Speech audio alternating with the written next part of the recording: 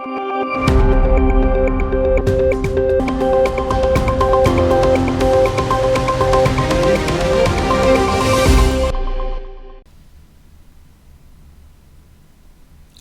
is David Goldman, Asia Times Deputy Editor, speaking to you from New York on the evening of May 20th.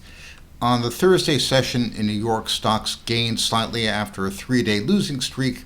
As everyone knows, the market is worried about inflation and the possibility that the Federal Reserve will raise interest rates to try to lean against inflation. That's not going to happen anytime soon, but we're going to have a very nervous period of chopping sideways until the Federal Reserve decides what it's going to do. If you look at the chart of the day, we see the United States economy, by one measure, is in the worst shape that it's been in the past half century. That's what I call the bottleneck index. Of all the surveys that we get about the U.S. economy, the most timely and useful is the Philadelphia Federal Reserve.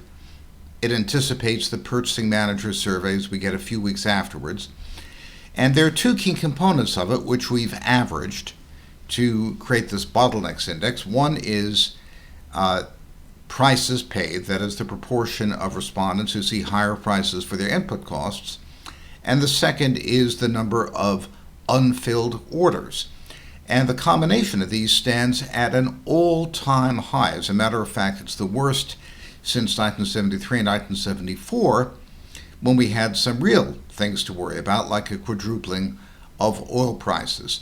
What this simply tells us is that U.S. supply chains are too decrepit to absorb the $5 trillion of additional demand that the Trump and Biden administrations threw at the U.S. economy in the course of the COVID crisis.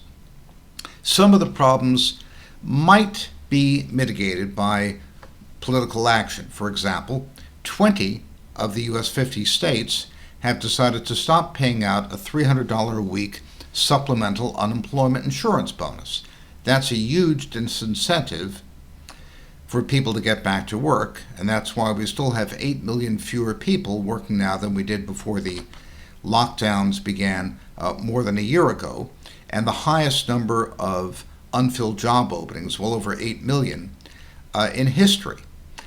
That could help a bit, but there are a lot of things that won't be helped. One is there simply aren't enough oil rigs drilling for oil. Another is there simply aren't enough semiconductors out there to meet demand.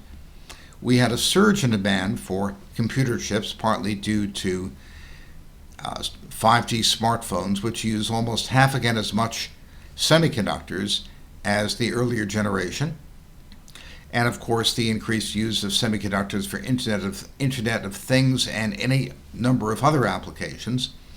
And that shortage is going to last at least until 2023, according to industry sources.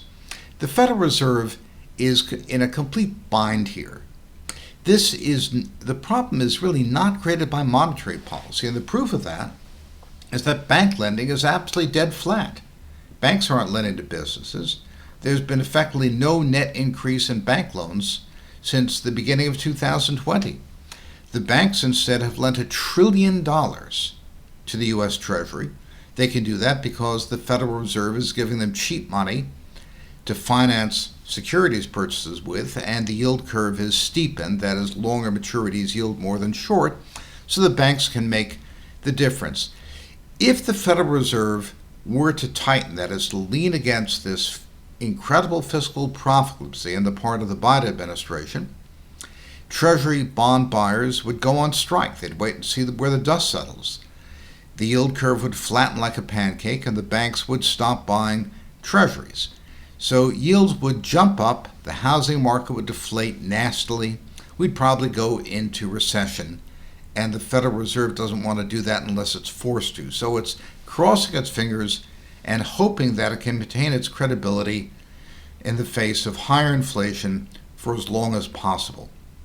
I don't think it will be able to, and I think the market is right to worry about rising interest rates, but this will be a long period of indecision, of phony war, so to speak, between the Fed and the markets. without substantial gains to stock portfolios. So again, be afraid, be very afraid. This is David Goldman speaking to you from New York.